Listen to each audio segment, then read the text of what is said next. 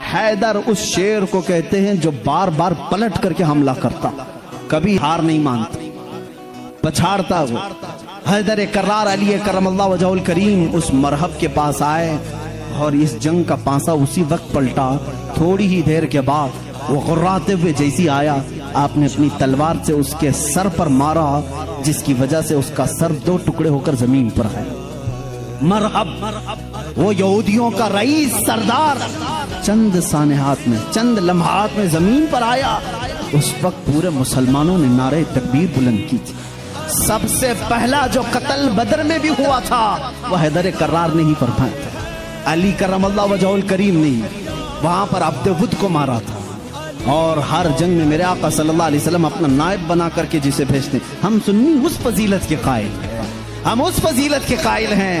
مولا علی کرم اللہ وجہہ الکریم کے ساتھ اتنا ہی نہیں، 9 سال کی عمر میں میرے آقا نے جو دعا دی ان کو، اس دعا کا ثمرہ یہ ہے، فتح ہو گیا خیبر، لیکن اس کا دروازہ جو تھا وہ اتنا بھاری تھا کہ 40 صحابہ مل کر اسے ہلا رہے تھے، ہل نہیں رہا تھا۔ 40 صحابہ، میں سمجھتا ہوں اس وقت کے صحابی کی ایک طاقت، ایک صحابی کی طاقت آج کے 100 باڈی بلڈر کی طاقت ہوگی۔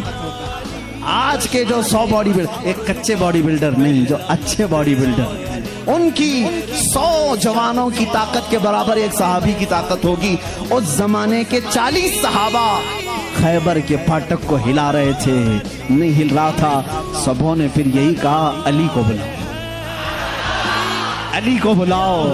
صحابہ نے حضرت علی کو بلایا، بخار زدہ ہے، آشوب چشم ہے، مرحب کو ابھی مار کر کے آیا ہے۔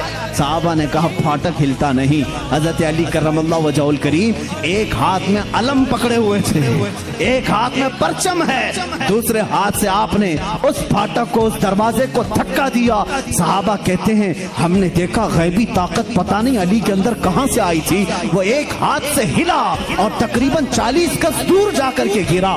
وہ حیدر کرار کی طاقت ہے۔